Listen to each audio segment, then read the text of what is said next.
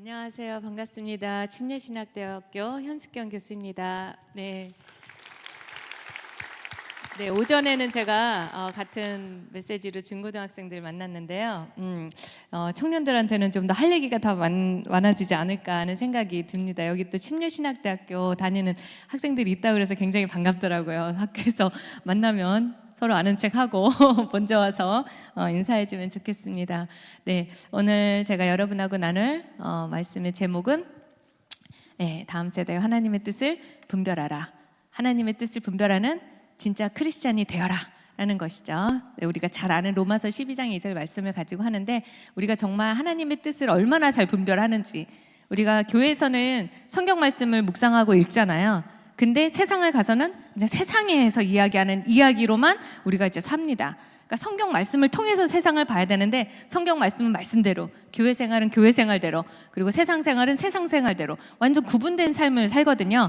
그런 삶은 그냥 가짜죠, 가짜. 그래서 우리는 굉장히 말은 크리스찬이지만 라고 하는데, 실제 정말 크리스찬의 모습이 아닌 그냥 모양만 크리스찬인 그런 삶을 우리가 혹시 살고 있지 않는지 스스로 점검하는 그런 시간을 좀 가지면 좋겠습니다. 네, 그래서 오늘 여러분하고 같이 나눌 그 내용의 그 순서는 다음과 같습니다. 네, 이제 지금 세상이 굉장히 반 기독교적으로 가잖아요. 근데 그게 최근의 그냥 일이 아니라 예전부터 창세기 때부터 벌써 이제 반성경적으로 흘러가기 시작을 했죠. 그래서 이제 서양의 반성경적인 흐름들이 어디서부터 시작돼서 지금 어디까지 왔는지 여러분하고 잠깐 보고, 그리고 결국은 반성경적이다, 반기독교적이다라고 하는 거는 결국은 무신론이라는 거죠. 하나님을 완전히 이제 무시하는, 하나님이 없다라고 이제 외치는 그런 이론이 완전히 세상에 이제 팽배해져 있어요. 그게 이제 20세기를 완전히 뒤집어 놓습니다. 그리고 우리도 그런 영향권 속에서 우리가 살고 있죠. 그리고 이제 그런 것들이 유엔을 통해서, 우리가 잘 아는 유엔, 그렇죠? 우리가 유엔 하면은 거의 뭐 신뢰하는 기구잖아요, 국제기구.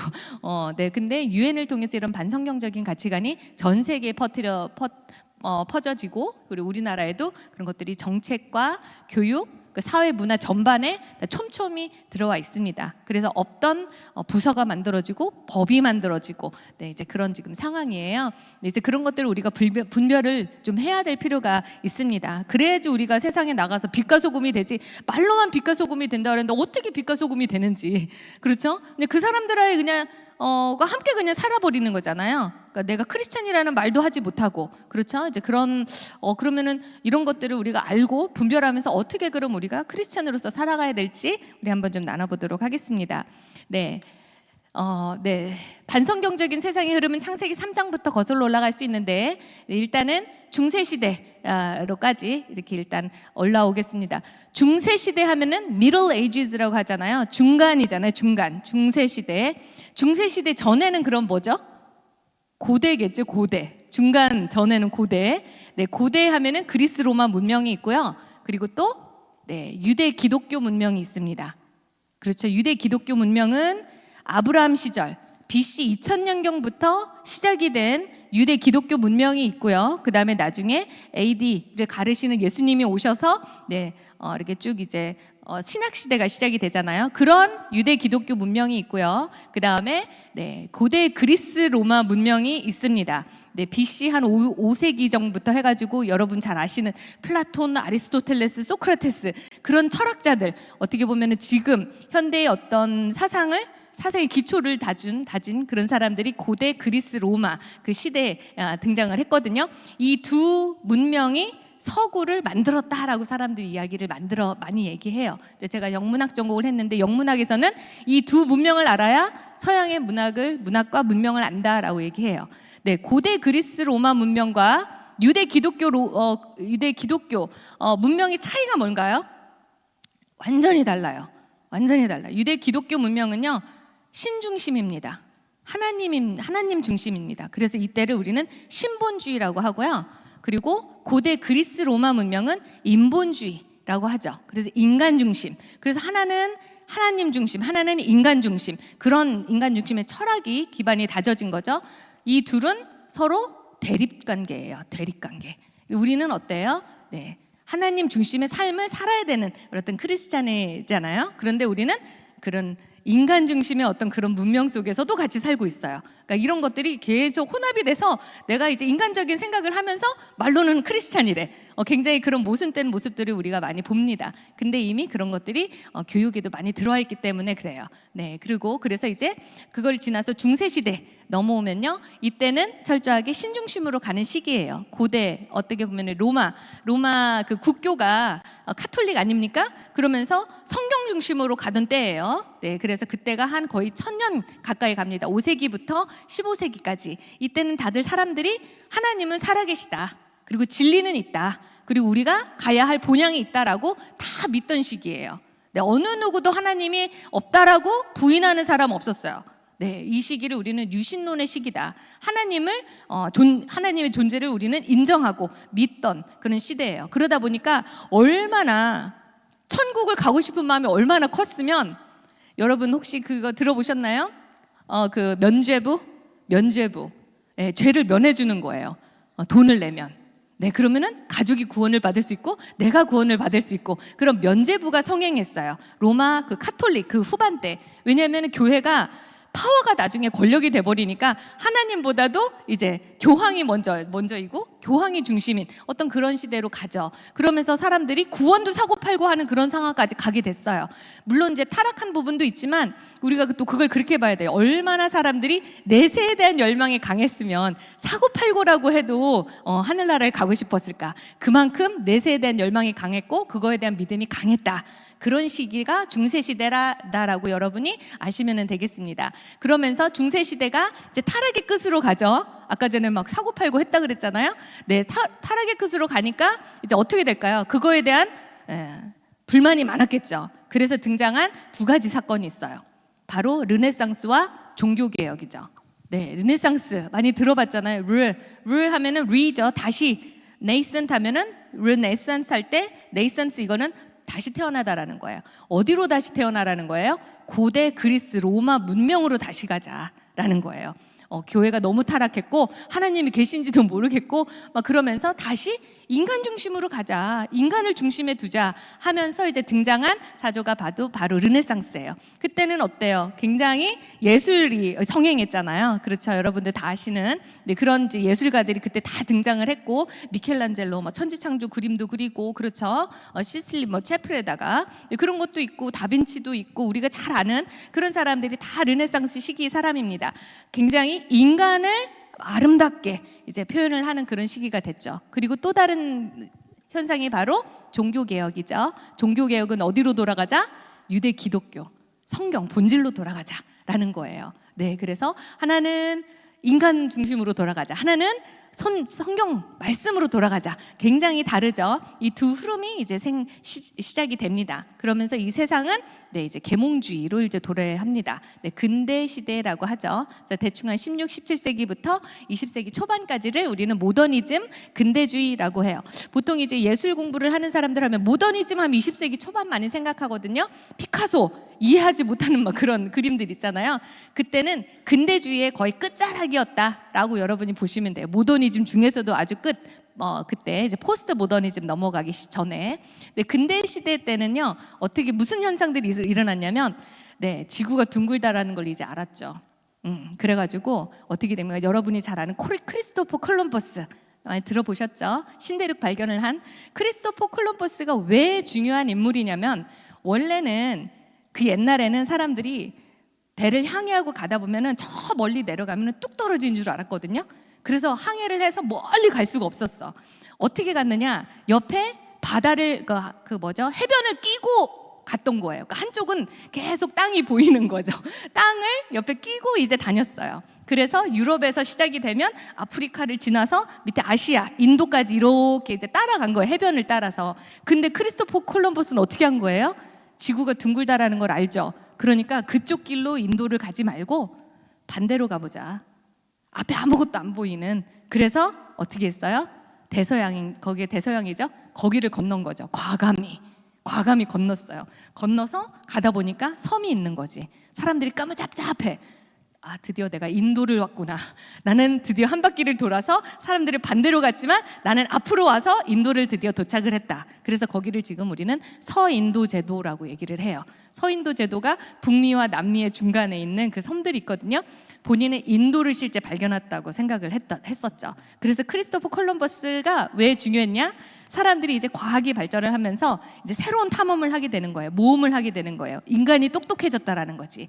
그러면서 계몽주의, 인간이 똑똑해지고, 네, 그러면서 피뢰침이라는 것도 발견이 되기도 하고, 그렇죠? 그리고 이성이 발달하고, 합리주의, 이성주의, 경험주의, 이게 다 뭐예요? 보이지 않는 것보다도 보이는 걸 가지고 합리적으로 설명을 하려고 그러고, 내 경험을 가지고 설명을 하려고 그러고, 그래서 논리적인 사고로 내가 세상을 이해하려고 하는 그런 시기. 인간이 너무 똑똑해지다 보니까 하나님의 존재는 어떻게 생각이 됐을까? 뭐라고 써 있습니까? 근대시대 하나님은 가까이 계신 존재 같지 않은 거죠. 하나님은 멀리 계신 존재. 태초에 하나님께서 천지를 창조하셨다.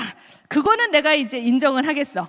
믿어. 하지만 그 이후에 나머지는 어떻게? 하나님께서 멀리 그냥 뒷짐지고 계시고 나머지 삶은 인간이 알아서 산다라고 사람들이 믿었어요. 그때를 우리는 이신론의 시기다라고 얘기를 해요. 네. 근데 그렇게 사람들이 인간이 너무 똑똑해져서 이렇게 살다 보니까 어떻게 될까요? 하나님이 내 마음속에 있을까 없을까? 있을 수가 없겠죠. 그렇죠. 하나님 멀리 계신 존재인데 어느 순간에 내 마음에 하나님이 안 계신 거를 내가 이제 느끼는 거지. 그러면 어떻게 돼요? 하나님이 살아 계신가? 진짜 계신 존재인가? 이제 그렇게 헷갈리는 그런 순간이 오게 되겠죠. 그때 등장한 사람이 바로 지금 이 사진에 있는 찰스 다윈이에요. 찰스 다윈 다 알죠? 1859년에 우리가 잘 아는 종의 기원이라는 책을 내요. 그걸 출판을 하면서 그때 센세이션을 일으켰어요. 그때 이미 사람들이 마음에 하나님을 이제 두는 거를 조금 불편해하던 시기였거든요. 하나님이 계신지 안 계신지 헷갈린 때 이 사람이 나와서 책을 딱 냈는데 책을 한마디로 요약하면 뭐라고 할 수 있을까요? 태초에 하나님이 천지를 창조하지 않으셨다. 그나마 그거 하나 믿고 있었거든요. 근데 이 사람이 그거마저도 완전히 전면 부정하는. 그러니까 사람들이 어때요? 와, 그렇지, 어쩐지 하나님 안 계셨던 것 같아 라고 하면서 자유로운 어떤 그런 마음을 느끼게 되는 거예요. 네, 인간이 하나님으로부터 벗어났을 때 비로소 우리가 자유롭다라고 사람들이 느끼기 시작을 하는 거죠. 근데 성경적인 입장에서 봤을 땐 그거는 죄죠. 하나님으로부터 멀어지고 하나님으로부터 벗어나는 것은 죄라고 했습니다. 그러니까 인간이 죄성이 더 부각되는 시기가 되었다라고 할 수가 있죠. 그러면서 20세기가 도래합니다. 20세기에 와서는 대놓고 뭐라고 합니까? 하나님은 없다.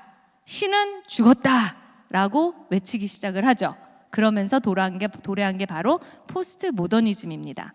지금은 포스트 모더니즘의 아주 끝자락이에요. 지금 이제 또 다른 시대가 이제 도래했다고 하는데, 네, 포스트 모더니즘은요, 하나님을 완전히 부정하는 데서 만들어진 사조예요.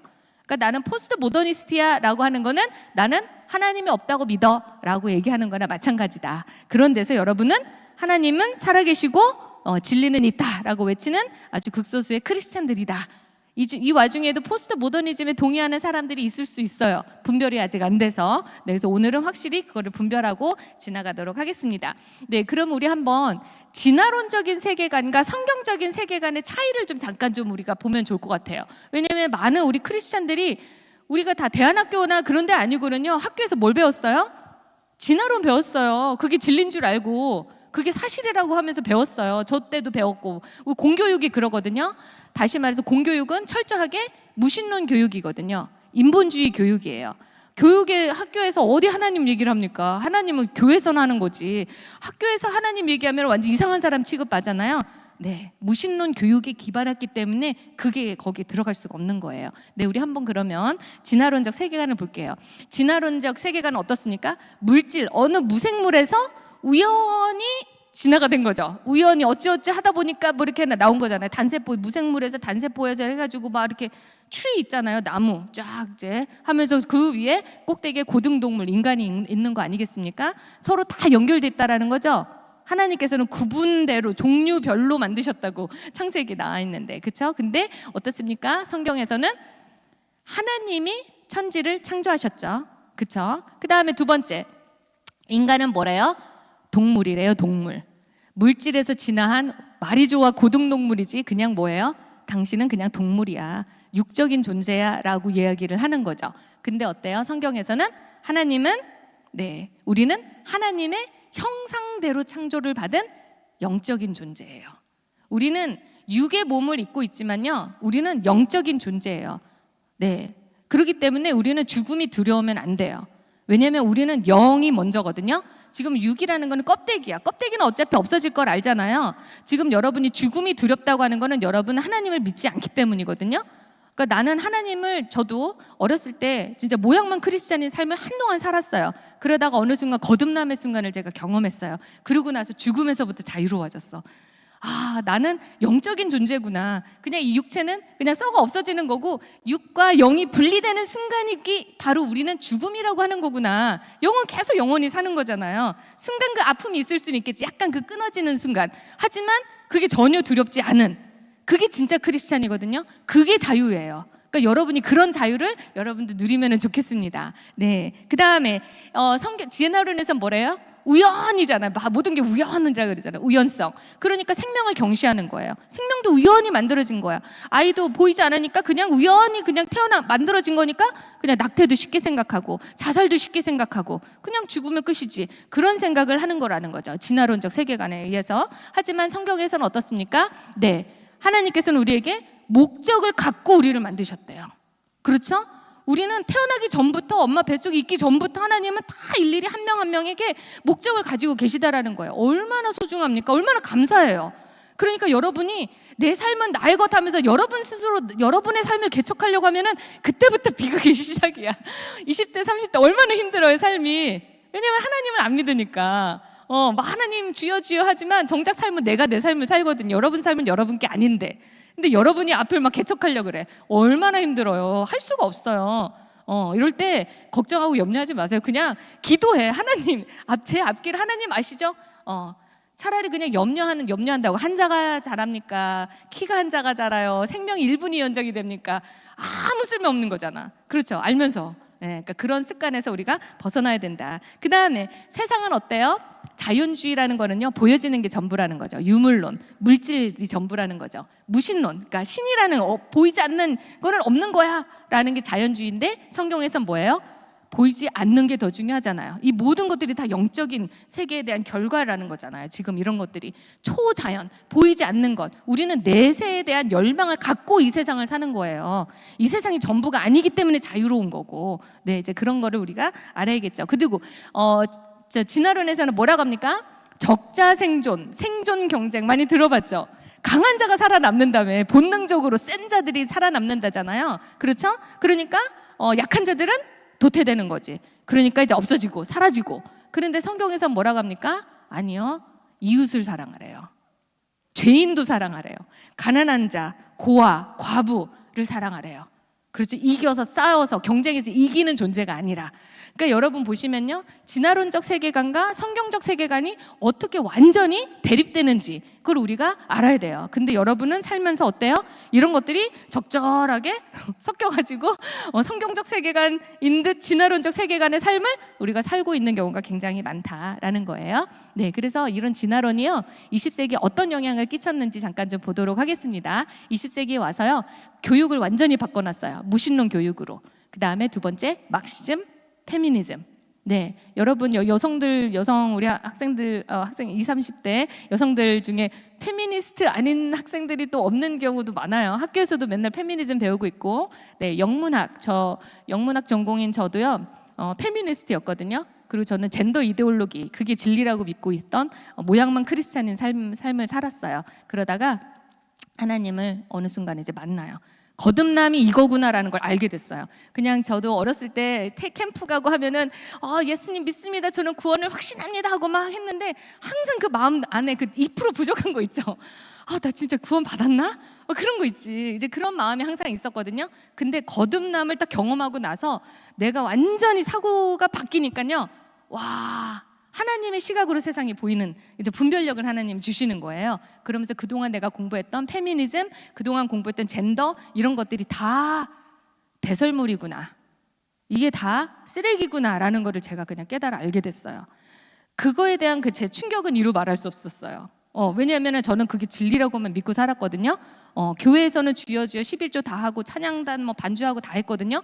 그랬는데 학교 가서는 포스트 모더니즘, 반성경적인 막 얘기를 해도 전혀 충돌이 없는 거예요. 왜? 나는 이제 죽은 크리스찬이니까. 지금 인문학계는 100%가 다 반성경적이에요. 인문학계. 저도 이제 인문학이었잖아요. 그리고 사회과학도 굉장히 많이 물들어 있어요. 우리가 몰라서 그렇지. 네, 프로이트 다 그 사람 욕망이 중요하다잖아. 영 얘기 안 하잖아요. 오로지 육체, 성, 욕망, 억압 뭐 이런 거 있잖아요. 그러니까 여러분이 배우는 이런 학문들 있잖아요. 이런 것들이 진짜 하나님이 보시기 기쁜 학문들인 점을 한번 조금 생각해 볼 필요가 있다. 그래서 저는 하나님을 만나고 나서 어떻게 했냐면 더 이상 이 연구를 할 수가 없는 거예요. 무슨 소리인지 알죠? 이 성경 내 신앙하고 대립이 되니까.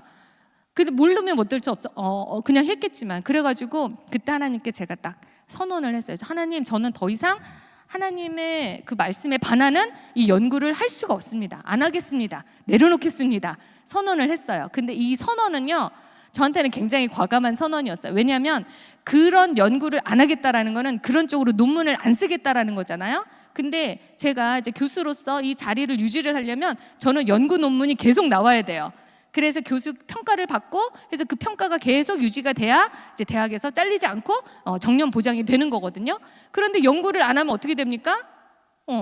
연구 실적이 빵점인 거죠. 빵점. 그러면은 저는 더 이상 학교에서 자리를 유지하지 못할 수 있는 그런 위기가 온다라는 걸 저는 알고 있었어요.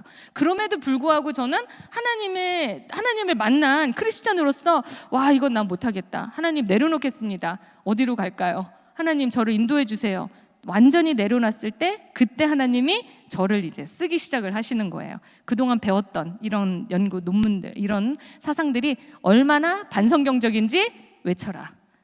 그래가지고 저에게 이걸 이제 배설물이었던 이것이 이제 저한테는 무기가 돼서 이게 얼마나 잘못됐는지를 이제 연구하게 되고 이렇게 이제 막 아이들을 깨우고 이제 그런 이제 일을 하게 됐어요. 그러다 보니까 그동안에 했던 연구 실적보다 나중에는 결과적으로 더 많아졌어요. 그리고 하나님이 주시는 아이디어가요, 옛날에는 논문 하나 뭐 쓰려면은 막 책 읽고 너무 이걸 많이 해야지 간신히 아이디어 하나 잡았는데 지금은 먼저 하나님이 알려주시고 먼저 보여주세요. 그러니까 얼마나 쉬워, 얼마나 재밌어. 아예 그냥 먼저 알려주시는 거 너무 궁금한 거예요. 옛날에는 한 번 하나도 연구 궁금하지 않거든요. 이거 언제까지 해야 되나 그런 생각을 했었는데 하나님이 열려주시니까 너무 재밌는 거죠. 여러분이요, 여러분 거를 내려놔야 돼. 완전히 손에서 못 내려놓잖아요. 내려놨을 때 하나님이 더 역사를 하신다고요.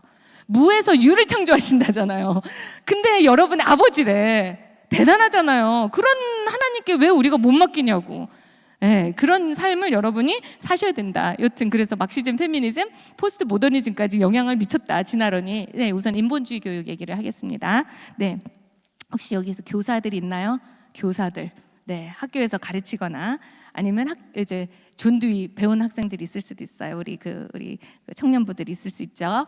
존 듀이 어떻게 배웠어요? 공교육의 아버지다라고 배웠어요. 저도 열심히 막 외우고 막 시험 보고 했었던 것 같아요. 그리고 이 사람은 근데 철저한 진화론자였어요. 하나님을 완전히 배격하는, 그리고 실용주의자. 옳고 그름을 기준으로 세상을 보는 게 아니라 무엇이 나에게 유용하냐, 실용적이냐를 기준으로 본 사람이죠. 이 사람은 막시스트였어요. 또 그러니까 근데 이 사람이 공교육을 만들었대. 공교육을 완전 뒤집어놓은 사람이에요. 그리고 이 사람이 바로 인본주의 협회를 창설한 사람이에요. 인본주의 협회, 네, 모토가 뭐라고 돼 있습니까?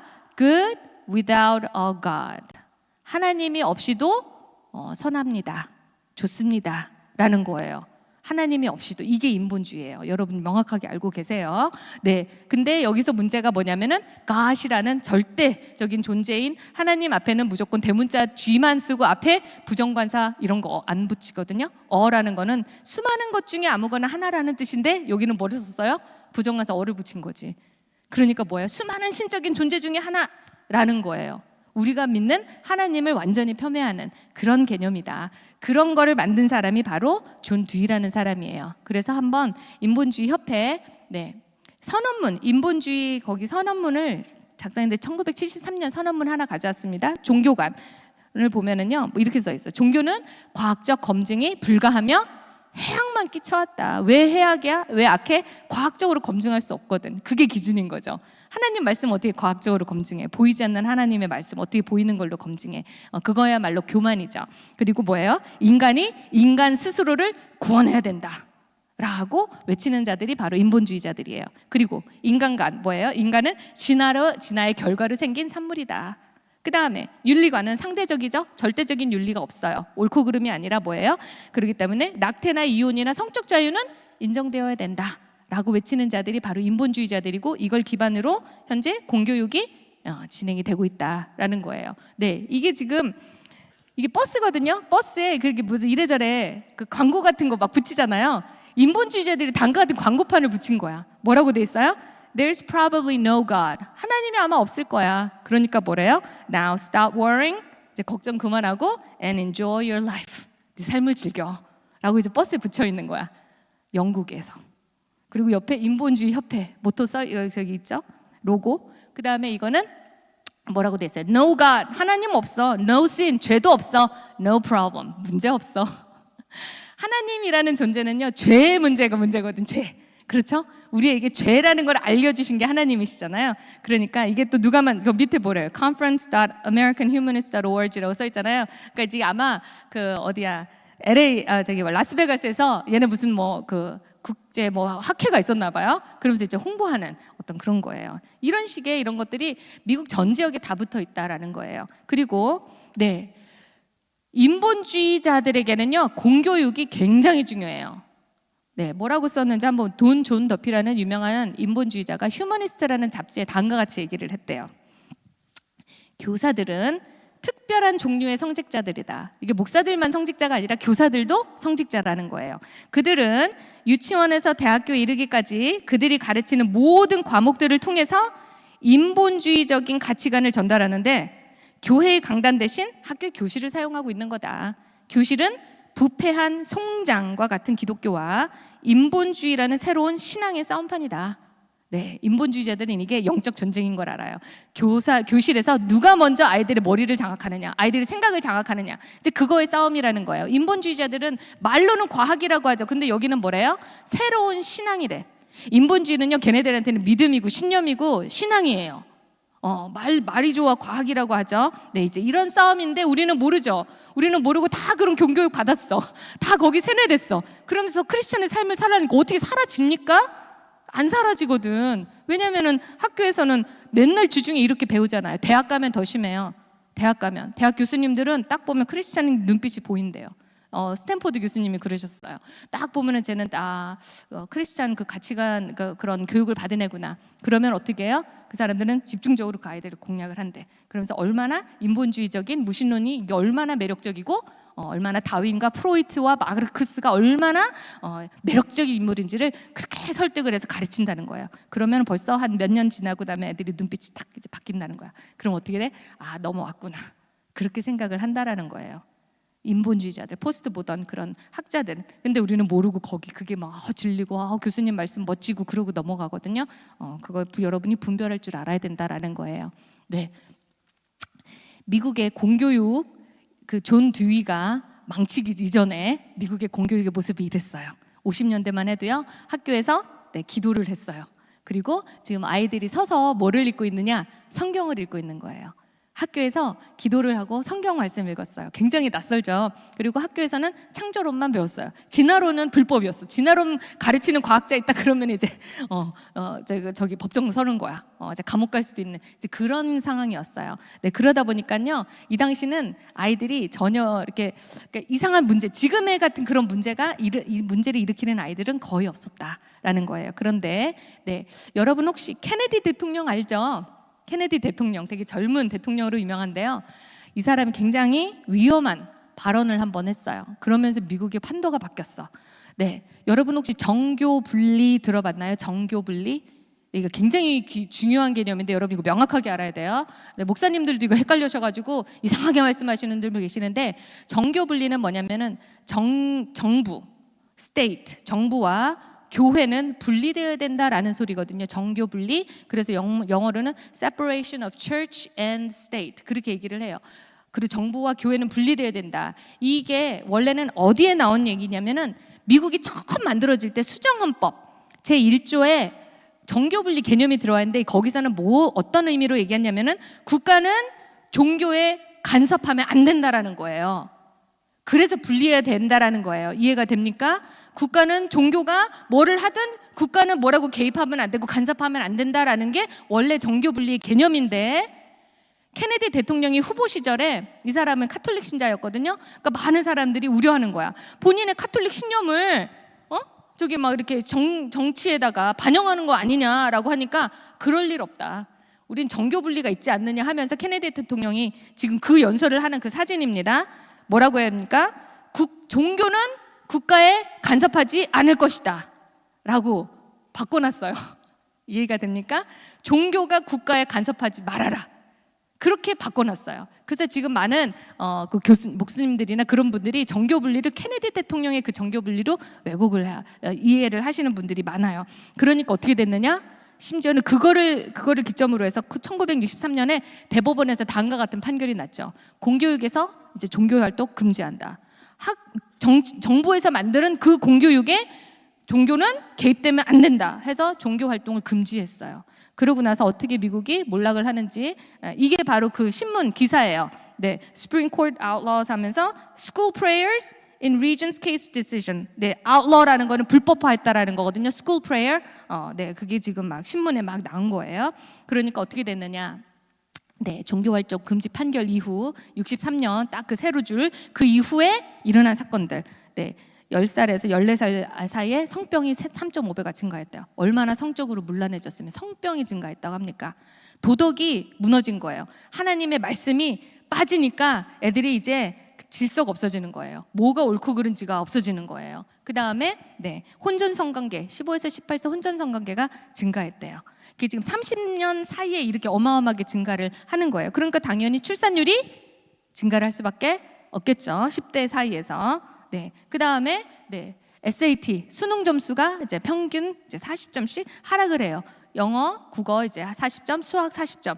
네, 그러니까 이제 기본적으로 이제 공부에 대한 집중력도 떨어지고 문해력도 떨어지고 이제 모든 그 마음에 하나님을 딱 빼놓으니까요, 이렇게까지 모든 것들이 다 영역에서 무너지는 거죠. 폭력 범죄 6배 증가, 네, 13에서 18세 중고등학생들 강간체포가 증가하고, 이게 말이 됩니까? 학교에서 그전에는 이런 일이 있지 않았다는 거, 다 거의 밑이잖아요. 바닥이잖아요. 옛날에는 거의 없었다라는 것이죠. 네, 그래서 이런 일들이 일어나는 거지. 총기 사건. 이게 그냥 비일비재하게 우리도 들리잖아요.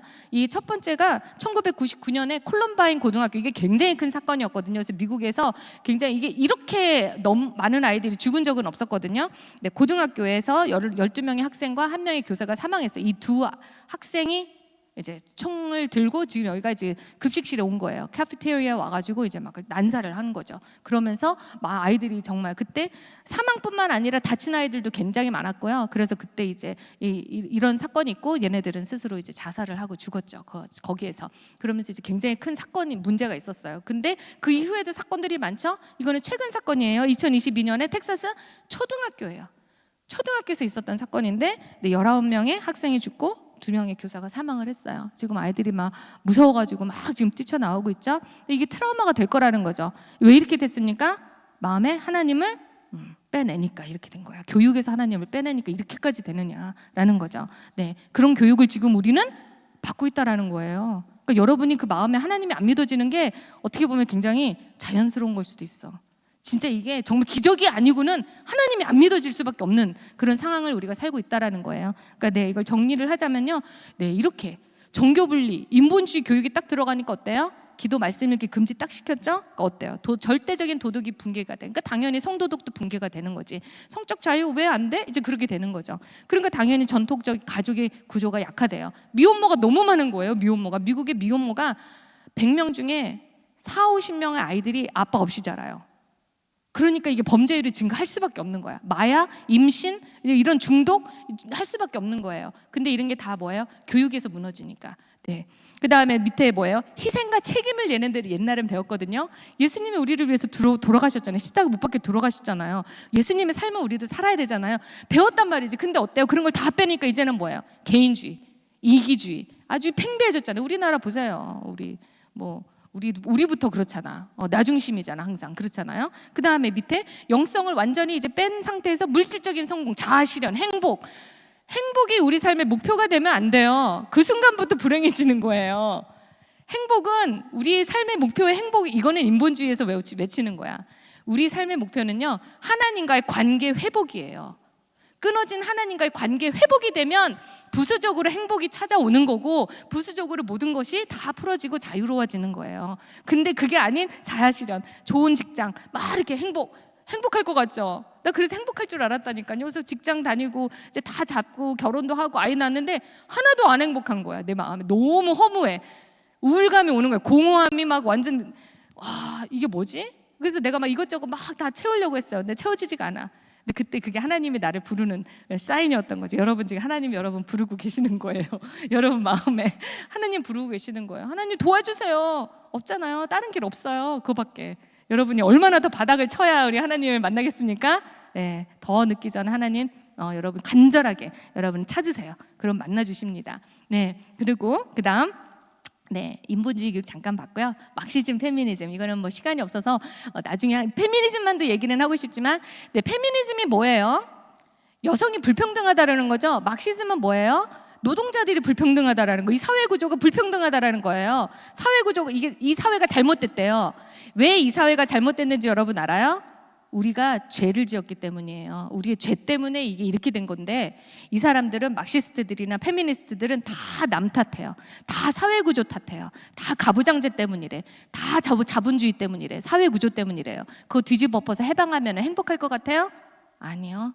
절대 그게 해결책이 될 수 없습니다. 그래서 여성들이 여성의 해방을 외쳤어. 해방하라. 그래가지고요, 가정으로부터 해방해. 임신 출산으로부터 해방하고 싶어. 그러니까 어떻게 돼? 이혼, 비혼, 그리고 성적 자유, 낙태가 이제 권리가 돼요. 미국에서 70년대 이제 낙태가 막 합법화되고 막 그러죠. 페미니스트들의 로비로 인해서. 그래가지고 미국이 가정이 완전히 다 붕괴됐어요. 페미니즘으로 인해서. 네. 그 다음에 잠깐 이제 포스트 모더니즘 잠깐 얘기를 하도록 하겠습니다. 네. 아까 전에 잠깐 얘기했었죠. 네. 니체. 그 사람 책은 안 읽어봤어도 이 문구는 들어봤어. 이것만 알면 돼요. 신은 죽었다. 신은 죽었다. 많이 들어봤죠? 네. 이게 무슨 소리냐? 그냥 나는 하나님은 안 계시다고 생각해 라는 개념이 아니에요. 이건 그 이상이에요. 이거는 20세기, 21세기를 뒤집어 놓은 선언이에요. 이건 뭐냐면은 여기서 말하는 신은 태초에 천지를 만드신 그 하나님, 그 신인 거예요. 그리고 우리에게 뭐를 주셨어요? 하나님하고 구분이 되는 어떤 하나를 주셨죠. 너네는 하나님이 아니라 너네는 인간이야 라는 구분을 짓는 뭐를 주셨죠? 선악과를 주셨죠. 우리는 맨날 선악과 보면 맨날 하나님께 불만이잖아. 왜 이놈의 선악과를 만들으셔가지고 우리를 유혹해가지고 우리 그냥 따먹게 만드냐고. 알싸리 그냥 안 만드셨으면 얼마나 좋냐고. 넘어가지 않고 막 그러잖아요. 근데 그게 아니라 그 영역은 누구 영역이다? 하나님의 영역이다. 다 허락했는데 선과 악의 영역, 옳고 그름의 영역, 이 영역은 너네 영역이 아니야. 이거는 너네가 터치할 영역이 아니야 라고 하나님께서 사인으로 주신 거예요. 그런데 신은 죽었다라고 했잖아요. 그러면 신은 죽었다, 신은 없어. 그러면은 선과 악이라는 그 영역을 만든 그 하나님도 그러면 없는 거잖아요. 그러면 선과 악이라는 영역도 그러면 어떻게 되는 거야? 붕 떠버리는 거 아니에요? 누군가 결정해줄 사람이 없어지는 거잖아요. 선과 악의 영역이. 이게 굉장히 중요해요. 지금 모든 그 서구의 문화의 사조예요. 선, 악. 이게 굉장히 이 세상을 완전 다 뒤집어 놓는 거고, 이것도 마찬가지야. 선과 악이 결정할 존재가 없어지는 거예요. 그러면 누가 결정해야 돼요? 이제는 신은 없잖아요. 이제 죽였잖아요. 우리가 그를 죽였다라 그랬거든. 그럼 누가 하면 돼요? 인간이 하래요. 인간이 종교의 노예가 되지 말고 초인이 돼서 선과 악을 결정해라 라는 거예요. 오케이, 그럼 선과 악 우리가 한번 결정해 봅시다. 옳고 그름이 잘 결정이 나지나요? 누군가 막 이게 토론이 막 들었어. 그러면 내 입장이 맞고 제 입장은 틀리고 맨날 그러잖아. 옳고 그름보다 다 뭐가 더 중요해요? 내 입장이 더 중요하잖아요. 근데 듣다 보면 쟤도 맞아. 쟤도 맞고 어때요? 의견이 너무나도 다양해지죠. 그래서 포스트 모더니즘의 키워드 중에 하나가 뭐예요? 다양성이에요. 이거는 다양성이라는 건 뭐예요? 옳고 그름이 없다라는 개념의 또 다른 표현이에요. 알겠어요? 그리고 다양성이 여기서 왜 문제가 되냐? 옳고 그름을 다 넘어간 것도 다 다양하대. 다 받아들이지. 그래서 문제인 거예요. 분명히 하나님은 선을 주셨거든요. 바운더리. 남자와 여자의 바운더리, 가정의 바운더리를 주셨어요. 근데 이제는 뭐예요? 포스트 모더니즘이란 이름으로 그 바운더리를 다 넘어요. 남녀의 바운더리 넘고 가정의 바운더리 다 넘어. 그러면서 뭐래요? 그걸 다 포용하지. 다양하니까. 다원주의, 문화 다원주의, 다양성. 굉장히 위험한 개념이에요. 알겠죠? 네, 남녀 말고 제3의 성, 다양성, 이제 그런 순간이 여러분이 이제 포스트 모더니스트 되는 거지. 무신론자인 거야. 그러니까 그런 모든 개념이 다 하나님은 없다라는 데서 나온 거라는 거예요. 그러다 보니까 유동성인 거야. 유동적이야. 관계에만 따라서 성각이 바뀌어. 주관적이죠. 내 입장 다르고 저 사람 입장 다르고. 그리고 진리라는 게 없는 거야. 변하지 않는 게 아니라 다 사회적으로, 문화적으로 구성되는 거래요. 그래서 사회 문화 구성주의라는 개념이 social constructivism 뭐 그렇게 얘기를 합니다. 그런 게 근데 거기서 끝났으면 모르겠는데 이것을 성에다가 대입을 한 게 문제예요. 성. 이거는 개념이에요. 뜬구름 잡는 소리였어요. 그렇죠? 뜬구름 잡는 이렇게 애매모호한 말을 실제 우리 몸, 성에다 대입을 해버린 거예요. 그래서 만들어진 게 바로 젠더 이데올로기예요. 네, 그래서 성에다 대입하니까 어떻게 돼요? 성은 다양하다. 다양한 성이 있대요. LGBTQI 다양하대요. 옳고 그름? 그런 거 없어. 근데 다양해. 라고 아우러 버리는 거죠. 유동적이래. 성이 바뀔 수도 있죠. 그렇죠? 계속 왔다 갔다 할 수도 있어요. 그리고 주관적이야. 상대방이 아무리 나를 어떻게 봐더라도 나는 내가 스스로 내가 남자라고 느끼면 나는 남자라고 상대방이 나를 인정을 해줘야 돼요. 그러니까 트랜스젠더들 성기를 그대로 유지하고도 그냥 전환을 시켜주는 거죠. 법적으로. 왜냐면은 유동적이니까. 그렇죠? 주관적으로 느껴지니까 그게 굉장히 포스트 모던적 굉장히 위험한 접근이에요. 그리고 사회 문화적인 성 그게 뭐예요? 젠더. 우리 젠더 개념 굉장히 익숙하잖아요. 익숙했으면 안 돼요. 이거는 90년대 이후에 등장한 개념이에요. 그전에는 젠더라는 개념은 없었어요. 그리고 이 젠더라는 개념이 유엔 안에서 정책 용어로 밀어붙일 때요. 거기 안에서 싸움판이 됐어요. 여러분. 젠더라는 게 뭐냐. 생물학적인 성은 알아도 사회문화적 그 정의 좀 해봐라. 젠더라는 게 도대체 무슨 뜻이냐. 아직까지도 유엔 안에서는 회원국들 사이에서 거의 50대 50으로 지금 젠더 이거 받아들일 수 없다고 지금 싸움판이에요. 근데 지금 어때요? 우리는 젠더 그거 뭐 사회적으로 구성되는 거 아니야 하고 막 다 받아들이죠. 네, 이제 그런 식으로 은근슬쩍 이게 다 들어와서 우리를 다 오염을 시켰다라는 거예요. 네, 그러고 나서 네 그러다 보니까 어떻게 돼요? 이건 젠더 개념을 막 수용했더니 막 다 바뀐 거죠, 뒤바뀐 거죠. 네, 첫 번째 사진, 네, 둘 다 트랜스젠더예요. 네, 지금 여성으로 보이는 사람 원래 남자야.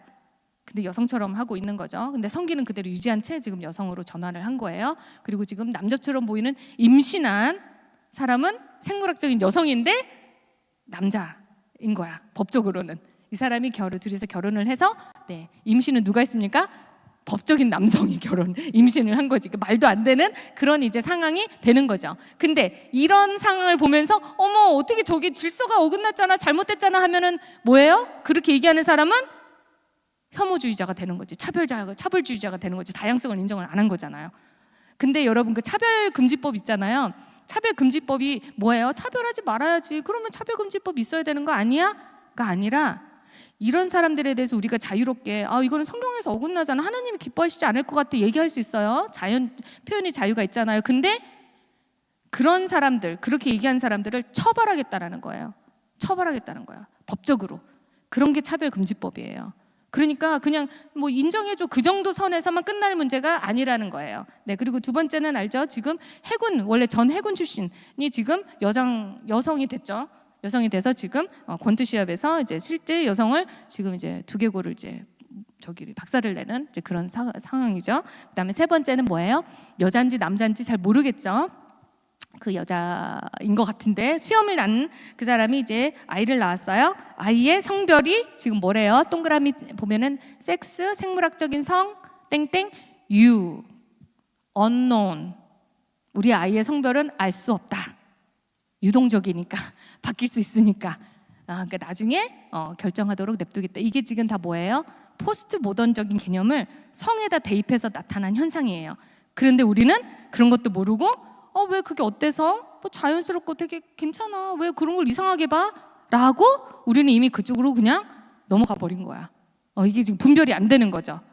그런 상황이다라는 거. 왜냐면 세상이 다 그렇게 얘기를 하고 있고 교과서, 우리의 진리의 말씀인 교과서가 그렇게 얘기를 하고 있으니까. 우리는 근데 진리의 말씀인 교과서가 아니라 성경이 교과서부터 위에 있어야 되는 거예요. 알겠죠? 성경의 시각으로 교과서를 분별을 할 줄 알아야 돼요. 네, 이제 그런 우리가 돼야 됩니다. 네. 이거 한번 보겠습니다. 포괄적 차별금지법이 제정된 캐나다에서 무슨 일이 있었는지. 네. 소리를 좀 키워주시겠어요? 한 학생에게 정학 처분을 내렸습니다. 이 학생은 종교 자유가 공격당했다고 주장합니다. 자세한 소식 알아봅니다. 16살의 조시 알렉산더는 학교의 트랜스젠더 화장실 정책에 반대했습니다. 그리고 조시의 이야기는 널리 퍼져나갔습니다. Our freedom of religion is under attack. God's natural order is under attack. The family unit in general is being attacked from every angle, and they're starting with the youth. 조시는 자신의 실현이 지난해 10월 온타리오주 램프루에 있는 세인트 조세 가톨릭 고등학교에서 시작됐다고 말했습니다. 하나님이 2개의 성별만을 만들었다고 믿는 조시는 2명의 트랜스젠더 학생들에게 대명사 사용을 거부했습니다. Female students in the school informed me that male students were using the female washrooms and they were concerned by this. So I decided to talk about that. I voiced my beliefs and I expressed concern to the principal. A female student also expressed concern to the principal and we were both ignored. 조시는 교장 선생님의 반응에 학교 밖에서 학생 시위를 조직했습니다. 그러나 시위가 있기 이틀 전에 무기한 정학 처분을 받았습니다. 조시가 다음 학기에 학교로 돌아갔을 때 학교 관계자들은 무단 침입으로 조시를 체포했습니다. 조시는 자신의 믿음을 정당하게 표명했을 뿐이라고 말했습니다. No, I wasn't disrespectful at all. I voiced my beliefs, my sincere beliefs, and I never directed at a specific trans student that was doing anything. I don't condone their behavior, but I also sympathize with them because they're a victim of our society and our education system and the terrible parents that have encouraged and pushed that on their children. 조시는 자신의 기독교 신앙이 존중받지 못했다고 느꼈습니다. I was called a racist, a sexist, a bigot by staff and students were involved in this stuff, and yeah, I just continued to voice my beliefs, and I had ended up getting me arrested. There was conditions they wanted me to agree to in order to return to school. As a Christian, I'm not going to lie. I'm not going to accept the falsehood. I'm not going to go along with the mainstream narrative that is completely contrary to God's natural order. 캐나다의 자유수호기금은 조시를 대신해 램프루 카운티 가톨릭 학교 교육위원회를 고소했습니다. Hopefully we can find a resolution and move on and that the safety of our female students would be taken a little more seriously and our freedom of expression would be defended rather than attacked by our education system. 그리고 조시는 2번째로 체포됐습니다. 이번에는 학교 무단 침입이 아닌 지역 도서관의 드래그 퀸 스토리북 시간에 한 항의 때문이었습니다. My faith plays a fairly large role in it. I'm not going to silence myself. We're told to go into the world and preach the gospel, and that's what I'm going to continue to do. Yeah, we'll see where that goes.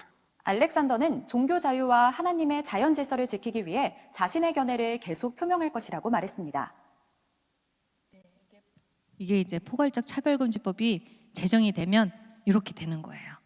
그냥 뭐 좀 차별하지 말라라는 그런 데서 넘어가는 게 아니라 우리는 종교의 자유가 있잖아요. 표현의 자유가 있는데 그거마저도 이제 못하게 되는 굉장히 독재법이 된다, 독재법이다라는 거, 입막음법. 그래서 우리는 입막음법이다라고도 얘기하죠. 네, 그래서 이거는 지금 뭡니까? 네, 차별금지법이 통과돼서 이제 어떻게 돼요? 길거리에서 성경 말씀 읽어도 이렇게 처벌되는 거예요. 체포되는 거예요. 기분 나빴다라는 거지. 동성애자 지나가는데 잘 괴로웠다는 거지. 혐오, 저 사람 나를 혐오했다고 이제 그렇게 하면서 이제 체포가 되는 이런 상황이 이제는 비일비재하게 일어나죠. 우리나라도 아직 그게 차별금지법이 없는데도 불구하고 어떤 목사님이 이제 퀴어 축제 반대해서 막 이렇게 외쳤다가 실제 체포된 2018년도에 그런 일도 있었었거든요. 네, 이런 상황이다라는 거예요. 네, 그러니까 지금 우리가 좀 분별을 조금 할 필요는 있어. 그냥 내 개인적인 내가 원해서 그런 정도에서 넘어가는 거예요. 이건 영적인 것이고 이거는 지금 하나님을 대적하는 어떤 흐름 속에서 이제 등장하는 거다라는 거를 여러분이 아시면 되겠습니다. 네, 이런 것들이 유엔을 통해서 전략적으로 들어왔어요.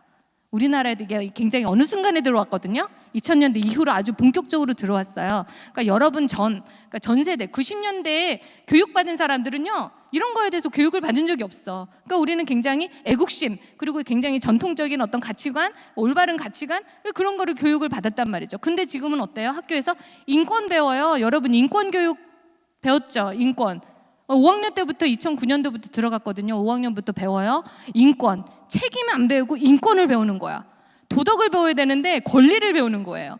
권리가 있으면요, 자유가 있으면 책임도 배워야 돼요. 의무도 배워야 되고. 근데 굉장히 한쪽으로 치우친 교육에 지금 집중이 됐는데 왜? 유엔에서 그런 왜곡된 인권을 교육하라고 이미 우리나라에 엄청나게 이제 밀어붙였기 때문이에요. 네, 그래서 이제 유엔을 잠깐 얘기를 하자면요, 유엔은 언제 설립이 됐다? 1945년에 네, 2차 세계대전 이후에 1차 세계대전, 2차 세계대전, 그리고 이제 나치, 히틀러의 그냥 유대인 대학살 이런 여러 가지 학살들이 많았어요. 그래서 더 이상 인간의 이런 사살은 없도록 하자 해서 이제 국제평화, 진짜 보편적인 인권, 하나님이 주신 이런 인권을 보호해야 된다라는 취지에서 만들어진 유엔이 어느 순간부터 좀 이상해졌어요. 원래는 유엔이라는 데는요, 특별한 어떤 성격이 있는 기구가 아니라요, 많은 회원국들이 서로 모여서 A국가, B국가, C국가가 모여서 서로 파워를 이제 조절하는 거지, 견제하고 서로 넘어오지 마 이렇게 하면서 이렇게 조절하는 데가 유엔 역할이요, 유엔이 하던 역할이었어요. 그런데 90년대 무슨 일이 있었냐면 89년도에 냉전이 굉장히 유엔의 큰 어젠다였거든요. 이슈였거든요. 공산주의가 붕괴돼야 된다. 그렇죠? 근데 실제 89년도에 소련이 붕괴됐어. 그리고 90년대 베를린, 동유럽, 동도 베를린 장벽이 붕괴가 됐어요. 그러니까 표면적으로 어때요? 공산주의가 이제는 다 붕괴된 상황이 된 거예요. 그러니까 유엔을 하나로 아우르는 어떤 어젠다가 지금 없어진 거야. 그러니까 유엔이 약간 주춤하는 틈을 타서 소위 전문가라는 사람들, NGO 단체, 그리고 기업가, 재단들, 글로벌 재단들, 글로벌 리스트라고 하는 글로벌 재단들이 아니야, 그거 말고도 냉전 말고도 얼마나 문제가 많은데 환경 문제, 인권 문제, 아동 문제, 여성 문제 굉장히 많아 하면서 글로벌 어젠다, 모든 회원국들 다 모여, 다 우리 하나 돼야 돼, 한 목소리를 내야 돼 하면서 어젠다를 만들어요. 그러니까 나중에는 어떻게 돼? 회원국들이 다 모여서 그런가 하면서 약속을 하고 협약을 맺고 대회 참석하면서 계획을 짜고 하면서 완전히 거기에 이제 속박이 되는 그런 상황이 돼요.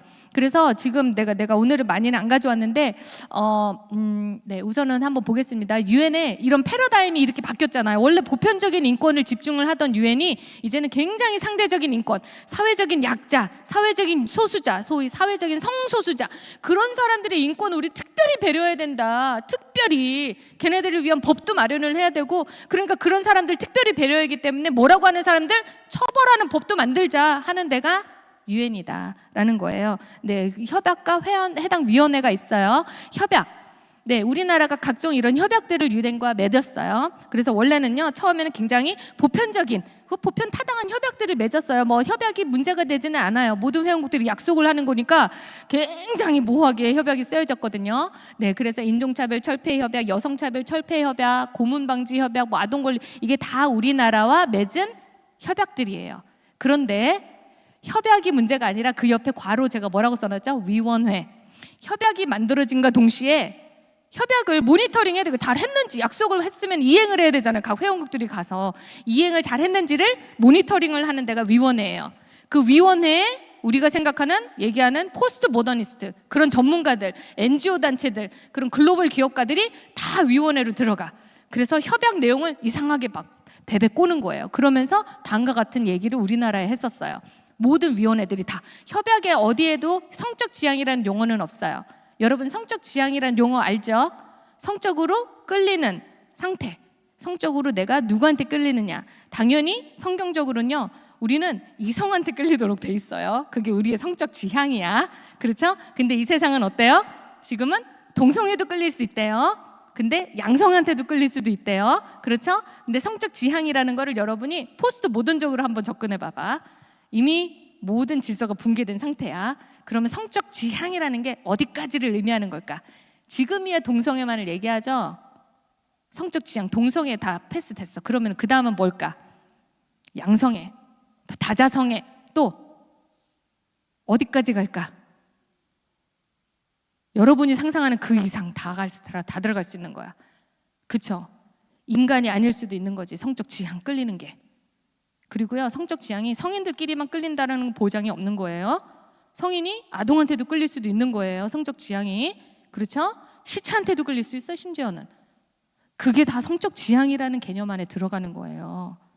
그러니까 우리는 지금 성적 지향이라고 해놓고 동성애로만 생각하죠. 동성애 뚫린 국가들은요, 동성애 합법화된 국가들은 다 지금 매춘도 합법화됐어요. 매춘도 합법화됐고, 지금은 심지어는 뭐 가지고 싸우는지 알아요? 미성년자 나이를 두고 싸워요. 우리는 미성년자 하면 몇 살이에요? 대충 한 18세, 20세까지잖아요.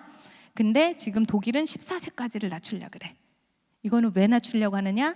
네, 미성년자와 성관계를 하다가 걸리면 법적으로 문제가 되거든요, 성인들이. 그러니까 14세 이상까지는 법적으로 문제가 되지 않도록 그런 미성년자 나이를 낮추려는 어떤 그런 법이 만들어지고 있다라는 거야.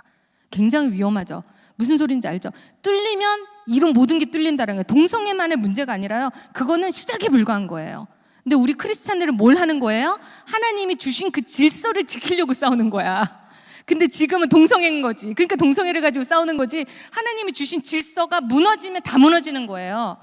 그거를 여러분이 아셔야 돼. 왜 그게 안 돼? 그게 아니라는 거지. 그 질서가 무너지면 모든 사회, 모든 기강이 무너지고, 네, 이제 그렇게 되는 거죠. 무제한으로 갈 수 있다라는 거예요. 이제 그런 것들 여러분이 아시기 바랍니다. 네, 그리고 네, 전문기구, 이런 전문기구들도요, 다 성적 지향 얘기하고 있어요. 그거를 다 인권이라고 얘기를 해요. 네, 세계보건기구, 이게 UN 기구예요. 유니세프, 유네스코, 다 UN으로 시작하죠. UN 에이즈, UN 인구기금, 다 전문기구. 얘네들이 다 UN 안에서 한쪽으로 이상하게 지금 반성경적으로 이제 그런 주장을 하는 그런 기구들입니다. 네, 그 중에서 이제 몇 가지 내가 이제 얘기를 하자면은요. 네, 이 모든 전문기구가 다음과 같은 주장을 정확하게 다 공통적으로 하고 있어요. 뭐래요? 성적 자기결정권을 권리로 인정해줘라라는 거예요. 성적 자기결정권, 성적인 자유를 누릴 권리, 그것도 다 권리라는 거야.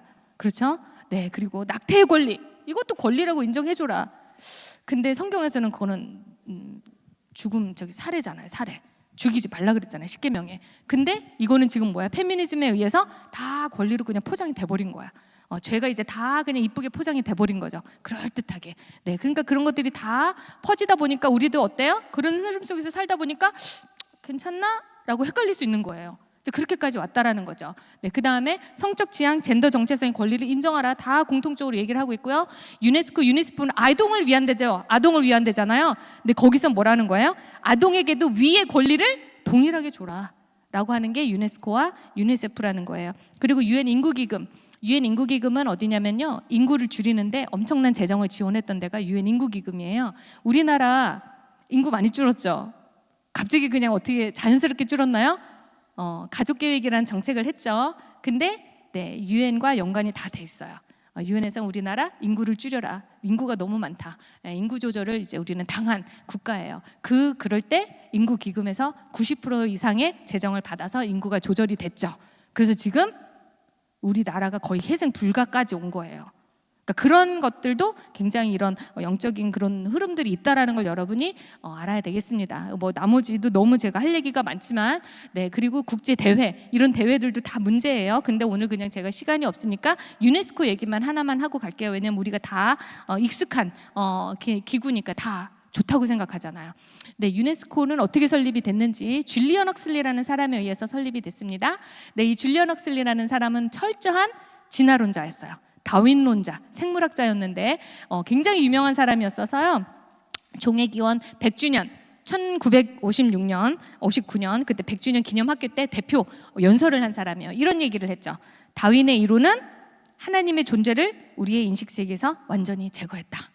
그러니까 이 사람들은요, 다윈의 이론으로 인해서 이제 많은 사람들 우리가 무신론자 만들었다라는 거예요. 성공했다라는 얘기를 하는 겁니다. 이 사람이 만든 게 바로 유네스코라는 것이죠. 네, 그리고 이 사람이 할아버지도 다 그 진화론자였거든요. 그 다음에 그 밑에 보면은요, 이 사람 뭐래요? 우생학자이기도 했어요.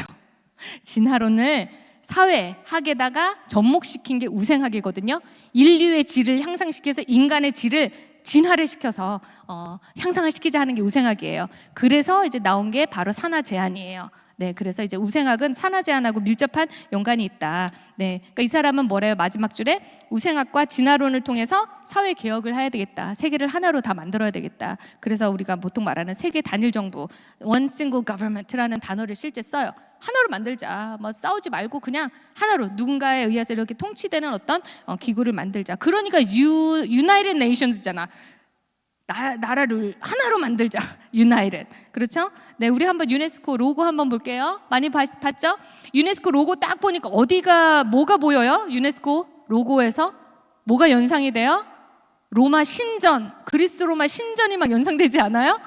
그리스 로마, 아까 내가 얘기했죠. 그리스 로마 문명, 뭐를 좀 기반으로 한다? 인본주의를 기반으로 하잖아요. 신본주의가 아닌 인본주의를 기반으로 한 그리스 로마 문명의 철학과 사고를 기반으로 유네스코를 만들었다라는 거예요. 철저하게 이제 반성경적인 어떤 그런 사고에 의해서 만들어진 게 바로 유네스코다라는 거예요. 네, 그래서 목적과 철학에도 실제 보면은 이렇게 써 있죠. 그 사람이 책자를 냈어요. 유네스코 왜 설립됐는지, 철학이 뭔지. 그거에 의해서 지금 현재 유네스코가 진행이 되고 있죠. 운영이 되고 있죠. 유네스코는 진화론적인 인본주의 철학을 따를 것이다. 그렇죠. 진화론과 인본주의 기반에서 유네스코가 운영이 될 거다라는 거죠. 네, 그리고 평화 안전을 위해서 두 번째, 교육과 과학과 문화. 그렇죠. Education, E, S, Science, C, Culture. 유네스코가 다 그거 교육과 과학과 문화를 담당하죠. 그걸 통해서 어떻게 해요? 세계를 하나의 우리 정치 기구가 하나 필요하겠다. 그걸 통해서 유네스코가 그런 교육을 통해서 단일 정부를 수립하는데 우리가 도움을 주겠다. 영문으로 저기 올라와 있죠. A single world government, a world political unity. 정치적인 하나의 기구. 이제 그런 단어를 굉장히 유엔에서 많이 쓰고 있습니다. 네, 그렇게 해서 모든 교육 내용을 다 좌지우지하고 있죠. 네, 그 중에 하나 만들어진 게 바로 국제 성교육 가이드예요. 여러분 포괄적 성교육이라고 들어본 청년들도 있을 거예요. 포괄적 성교육이 얼마나 위험한 성교육인지, 굉장히 외설적인 성교육이죠. 네, 이 성교육이 가이드 교육이니까 유네스코에서 만들었어요. 그렇지만 공동 편집한 데는 어디에래? UN 에이즈 퇴치. 근데 에이즈 인권을 또 앞장서는 사람들이죠. UNFPA 인구기금, 유니세프, 그다음에 UN 여성 뭐 낙태나 그런 거를 이제 엄청나게 지원하는, 그리고 WHO, 네, 그리고 뭐 UNCRC는 아동권리 협약, 그리고 IPPF는 최대 낙태 기구. 얘네들이 같이 해서 만드는 게 바로 국제 성교육 가이드고요. 이걸 기반으로 우리나라의 포괄적 성교육이 진행이 되고 있죠. 여러분 어렸을 때 학교에서 성교육 받지 않았어요? 성교육 받았을 때 뭐 가정의 소중함, 생명의 소중함에 대해서 배웠어요? 성교육 때 뭐 배웠어요? 피임 배웠지. 피임. 어떻게 피임하는지 막 피임 배우고 많이 그러거든요. 그게 뭐예요? 성적인 자유는 누릴 수 있는데 안전하게 해라. 그거를 이제 우리가 실제 성교육 할 때는 세이프 섹스 교육이라고 하거든요. 절제 교육이 아니라 세이프 섹스 교육. 하되 안전하게 해라. 그러니까 그런 교육을 시키는 거예요. 굉장히 외설적인 교육, 생명 중심, 그런 가족 중심 그런 교육은 여기서 진행이 되고 있지 않아요. 그 중에 이제 성교육 가이드의 일부를 그냥 제가 가져왔어요. 모든 내용이 다 정말 노골적이고 5세부터 자위를 가르치래. 뭐 그런 식이에요. 유네스코가 지금. 근데 이제 여기서 5세에서 8세 뭐래요? 누가 어디에서 어떤 방법으로 만질 수 있을지 스스로 너네가 결정할 권리가 있다라고 가르치래요. 성적 자기 결정권이 누구에게도 있대요? 5세에서 8세 애들한테도 있다고 가르치래요. 지금 이게 유네스코의 방향인 거야. 그리고 12에서 15세까지는 뭐래요? 성적 지향, 뭐 동성애, 양성애, 뭐 다자성애 상관없이 너네들이 스스로 알아서 조절해서 할 수 있는 권리가 있어. 성적 자기 결정권이 있어 라고 가르치래요. 그리고 15에서 18세 고등학생이죠. 동의가 중요해. 옳고 그름 그런 건 없고 동의, 합의했으면 해도 돼 라고 가르치라는 거예요.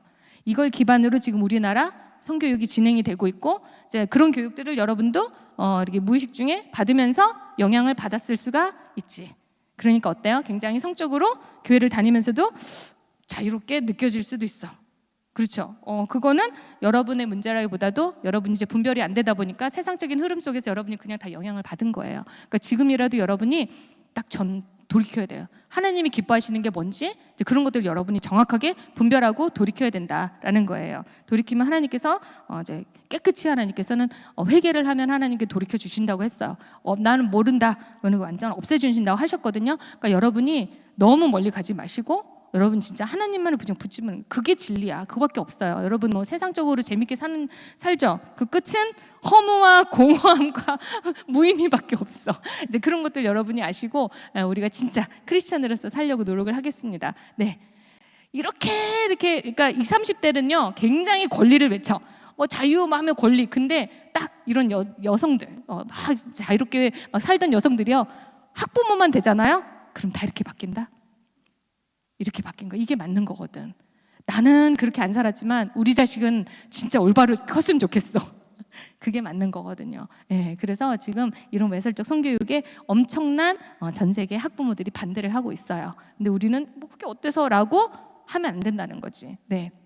그러면서 우리 교육 한번 잠깐 보겠습니다. 네, 이미 고등학교, 중학교, 기술과정 1학년부터 벌써 성적 자기 결정권 내용이 교과서에 이미 다 들어왔어요. 이거는 지금 개정된 교과서예요. 그래서 내년부터 이게 지금 출판이 되는 거거든요. 근데 2022년도 개정 교육과정에 의해서 내년에 교과서가 만들어지는 건데, 그거 전에 이미 2015년 개정 교육과정, 2009년 개정 교육과정에 이미 성적 자기결정권이 다 들어가 있었어. 그러니까 아마 여러분 교과서에서 지나가면서 이거 다 봤었을 거예요.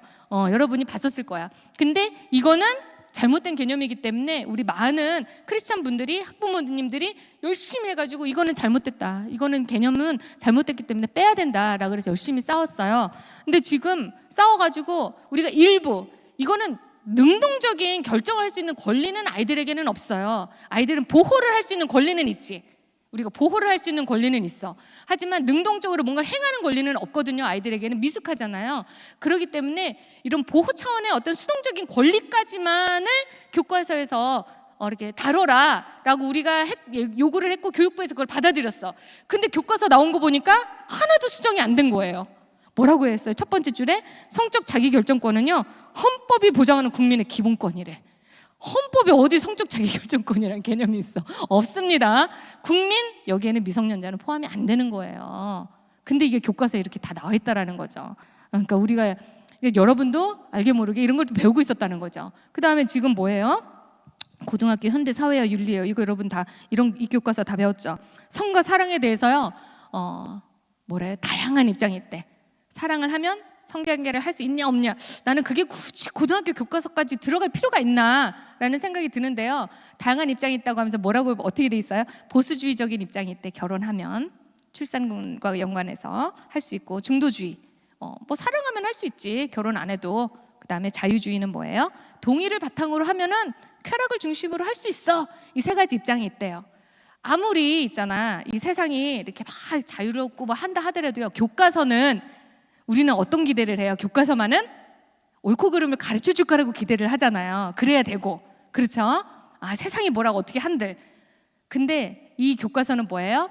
이런 세 가지 다양한 입장이 있어, 끝.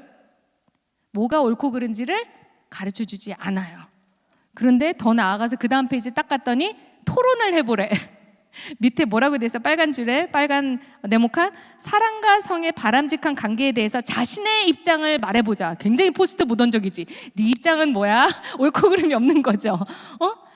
이런 거는요, 여러분, 옳고 그름을 일단 애들한테 가르쳐야 되거든요. 선이라는 거, 바운더리를 가르쳐야 돼. 넘고 그거는 본인이 어쩔 수는 없지만 학교 교과서 이런 데서는요, 바운더리를 가르쳐줘야 되는 거죠. 근데 여기에서마저 뭐래? 입장, 네 입장 토론해봐. 그럼 어쩌겠어, 애들은. 뭐라고 하겠어?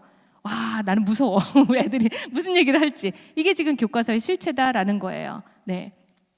그리고 여러분, 동성애랑 에이즈와 연관성에 대해서 여러분 학교에서 혹시 배워본 적 있어요?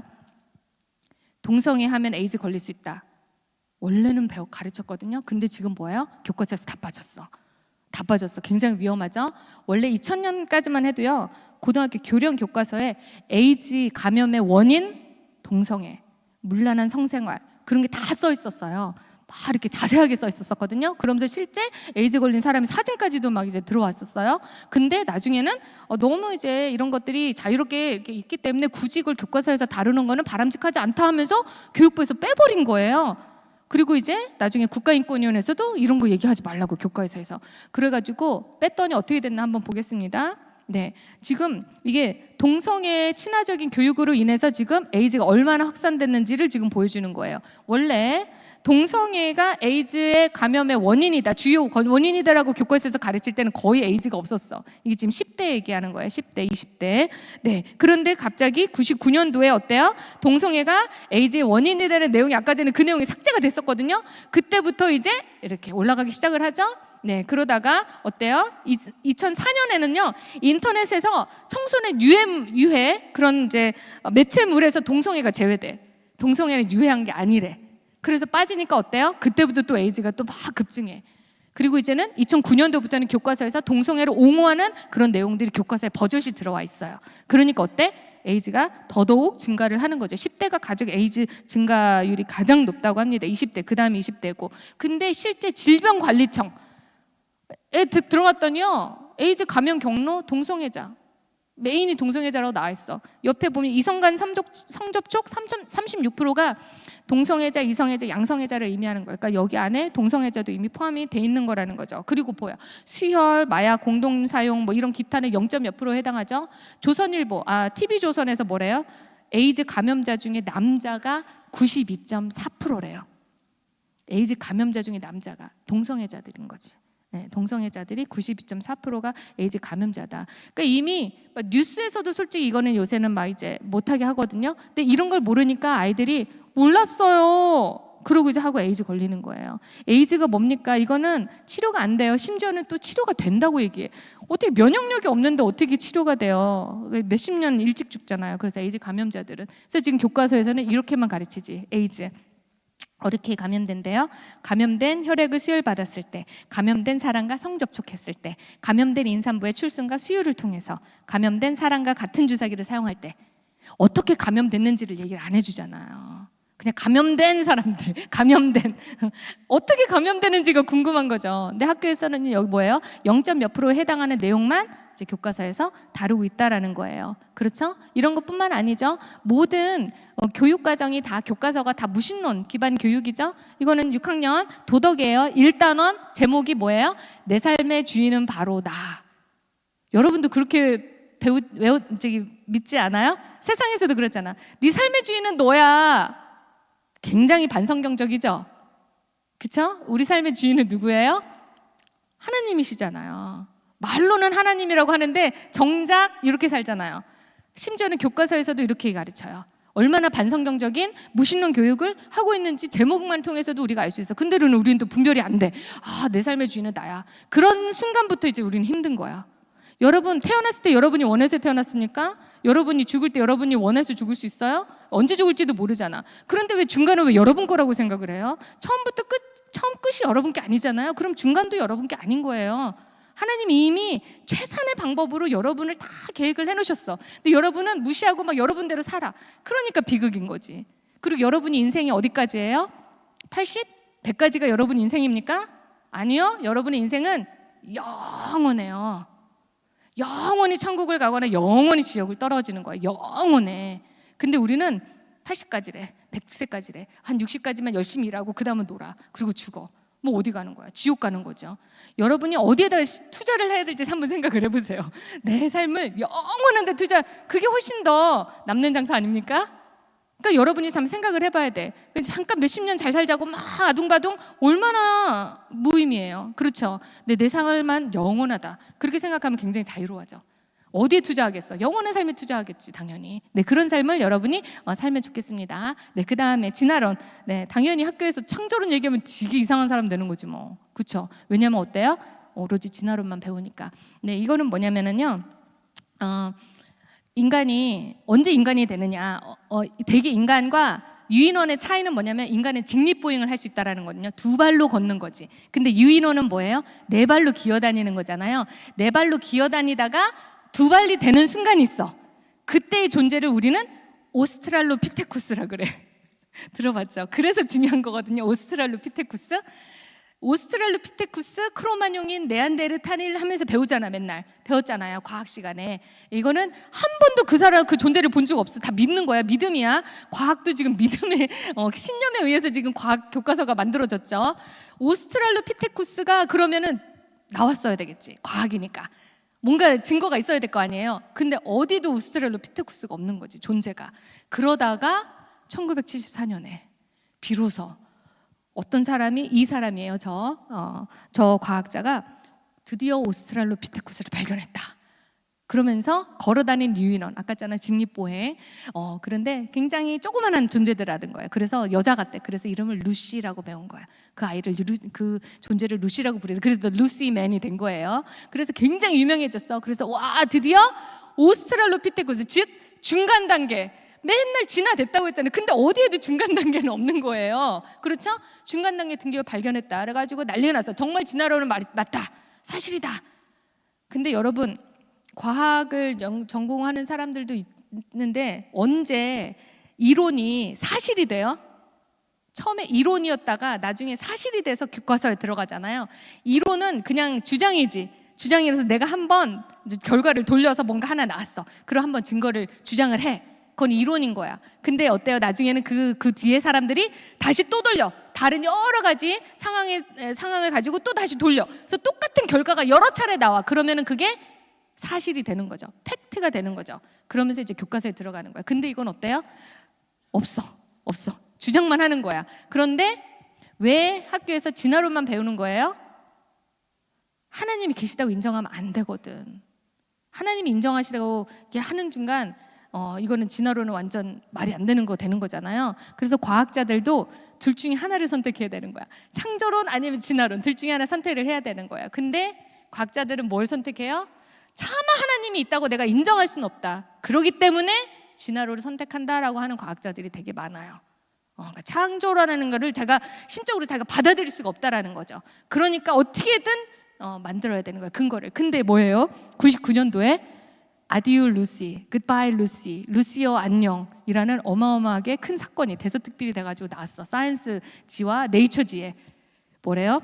루시는 네 발로 걷던 침팬지라는 게 DNA 검사와 각종 요새 최첨단 검사를 통해서 했더니 그냥 침팬지였다라는 거지. 그러니까 뭐예요? 중간 단계는 발견이 안 된 거야.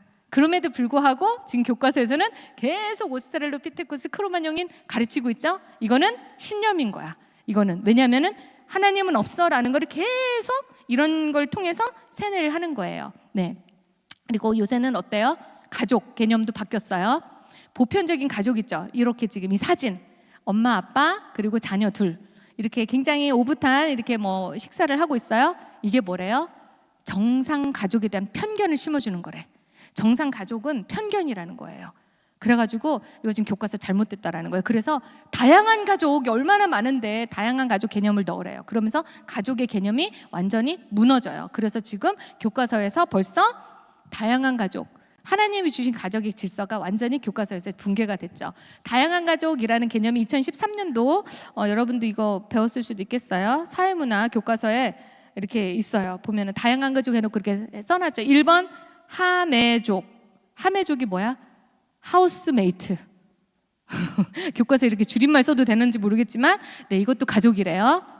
그리고 또 이번에 공동체 가족 해놓고 비혼, 동성애, 비혈연, 동성애도 은근슬쩍 넣었어. 우리나라는 아직 동성애는 법적으로 합법화되지 않았거든요. 근데 교과서에는 그냥 막 들어가 있는 거야. 이거는 되게 이제 법에 어긋나는 거거든요. 그리고 3번은 또 동성결혼 가족도 가족이다 하면서 많은 이제 동성혼이 합법화된 국가들이 막 나열이 돼 있어요. 그러니까 이런 걸 솔직히 배우면 어때요? 그치, 동성혼도 가족이 될 수 있지라고 우리는 자연스럽게 받아들일 수밖에 없는 그런 환경이 돼버린다라는 거지. 성경이 마음에 없고 하나님의 마음에 없으면 그냥 수용이 될 수밖에 없는 상황이다라는 거예요. 네, 그래서 이제 마무리 정리를 좀 해보도록 하겠습니다. 네, 성경과 이 세상의 원리는요 완전히 달라요. 여러분이 그거를 명확하게 알아야 돼요. 네, 창세기 1장 27절, 28절에 하나님의 창조 원리가 다 써 있어. 원래 하나님은 뭐래요? 인간을 어떻게 만드셨다고? 하나님의 형상대로 만드셨다요. 그래서 인간은요 영적인 존재예요. 근데 이 세상은 뭐예요? 진화론이나 무신론, 인본주의 교육을 통해서 인간은 육적인 존재야. 죽으면 끝이야. 죽으면 아무것도 없어 라고, 그냥 너는 세포에 불과해 라고 계속 얘기해. 인간은 본능을 억제하는 성적인 존재야. 프로이트. 계속 육체에만 집중하게 하는 거죠. 그 다음에 두 번째, 하나님 분명히 남자와 여자를 창조하시고 라고 이렇게 구분을 지어 놓으셨어요. 근데 이 세상은 어때요? 페미니즘 뭐야? 남녀 갈등을 아주 유발시키잖아요. 남자로부터 여장이 해발돼야 돼. 그리고 젠더는 뭡니까? 동성애. 이거는 남녀 말고 다양한 성이 있어. 성별이 해체가 됐죠. 그렇죠? 그 다음에 세 번째, 생육하고 번성하고 땅에 충만하라. 이거는 마땅한 거예요. 하나님이 그냥 번성하라고 주셨어. 네, 그래가지고 인간이 당연히 결혼을 하고 번성을 하는 게 마땅한 거야. 근데 이 세상은 어때요? 모든 통로를 통해서 생명 탄생을 못하게 하는 거야. 비혼의 마음을 주고, 그리고 재생산권, 낙태라는 의미거든요. 낙태의 권리, 페미니즘, 이혼, 혼자 살고 싶어, 막 이제 그런 거 있잖아. 돌싱, 아니면은 무슨 뭐 여러 가지 그런 뭐 골드 미스 뭐 하면서 그런 개념들이 굉장히 나오잖아요. 이거는 하나님이 기뻐하시는 사회 현상은 아니다라는 거지. 거기에 우리가 또 같이 휘둘리면은 솔직히 안 된다라는 거예요. 그 다음에 마지막에 분명히 하나님께서 부모를 떠나서 남녀가 가정을 이루라 그랬죠. 근데 이제는 어때요? 네, 보편적인 가정이 아니라 다양한 가족이야라고 이야기를 하고 있다라는 거죠. 네, 이런 속에서 여러분이 어느 쪽에 서 있어요? 어느 쪽에 서 있어요? 철저한 하나님의 창조 원리만 지금 우리가 믿고 삽니까? 은근슬쩍 이렇게 막 섞여 있지 않나요? 네, 그래서 우리가 얼마나 분별을 하고 있는지 이제 말씀을 읽고 잠깐 좀 마치도록 할게요. 우리 같이 한번 로마서 12장 2절 같이 읽도록 하겠습니다. 시작. 너희는 이 세대를 본받지 말고 오직 마음을 새롭게 함으로 변화를 받아 하나님의 선하시고 기뻐하시고 온전하신 뜻이 무엇인지 분별하도록 하라. 네, 제가 이게 쫙 얘기를 다 했죠. 그리고 나서 이 말씀을 읽으니까 어때요? 이 세대를 본받지 말래요. 왜냐하면 이 세대는 어떤지 하나님은, 예수님은 너무 잘하셨어요. 이 세대는 어때요? 반성경적인 가치관으로 완전 가득해. 창세기 3장 때부터 고대 그리스 로마 문명 때부터 계몽주의 다 했잖아요. 그때 포스트 모더니즘 다 반성경적인 흐름으로 가고 있어요. 네. 그런데 우리는 어때요? 몰라. 그게 속임수인지도 몰라. 철학. 저는 거듭나고 알았거든요. 와, 내가 속았구나. 그때 그 충격은 이루 말해서 나는 이미 박사도 받았고 학교에서 애들을 가르치고 있는데 이게 거짓이었어. 아, 그럴 때 충격. 그러니까 여러분이 진짜 이제는 충격 받아야 돼. 그리고 이게 와, 속임수였구나. 내가 거짓을 믿고 있었구나. 왜냐면요, 어때요? 창세기 3장 6절에 이런 속임수는요, 어때 보여요? 먹음직도 하고 보암직도 하고 지혜롭게 할 만큼 탐스러워 보이거든요. 권리 얼마나 좋아. 인권 얼마나 좋아. 여성에게도 자유가 있어. 얼마나 좋아요. 죄라고 우리는 생각을 못하는 거지. 그렇죠. 근데 어떻게 먹음직하고 보암직하고 먹었더니 어떻게 됐어? 결국은 타락으로 갔잖아요.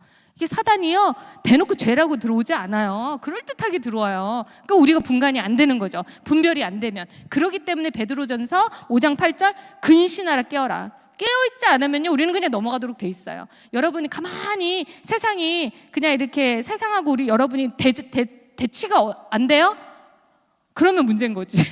저는 딱 하나님 만나고 나서 와, 영적 전쟁이다. 이건 전쟁이네 라는 게 와닿거든요. 네, 여러분이 그냥 가만히 있으면요, 여러분은 당하는 수밖에 없어. 아마 당하지 않을 수도 있어요. 이미 여러분 그쪽 편이니까. 그러니까 아예 그냥 맘 편히 그냥 할 수도 있어. 그렇죠? 세상 사람처럼 놀 수도 있죠. 근데 어때요? 마귀가 우는 사람처럼 두루두루 다니는데요, 얘네는 수천 년 동안 했어요. 이게 얘네들 전문이야. 전공이잖아요. 근데 우리가 그걸 어떻게 이겨? 그러니까 우리는요, 죽으라고 대적하면서 깨우고 기도를 하는 수밖에 없어요. 그리고 여러분 분별을 먼저 해야 되겠죠. 네, 그리고 그러기 위해서는 1차적으로 뭐를 해야 돼요? 분별을 했죠. 그 다음 뭐야? 마음을 새롭게 함으로 변화를 받아야 돼. 이게 무슨 뜻이냐? 마음이 새로워져야 돼. 지금이 아니라, 지금 그 마음이 아니라 완전 새로운 마음이 돼야 되는 거예요. 거듭나야 되는 거예요. 회개가 돼서 완전히 돌이켜져야 된다는 거예요.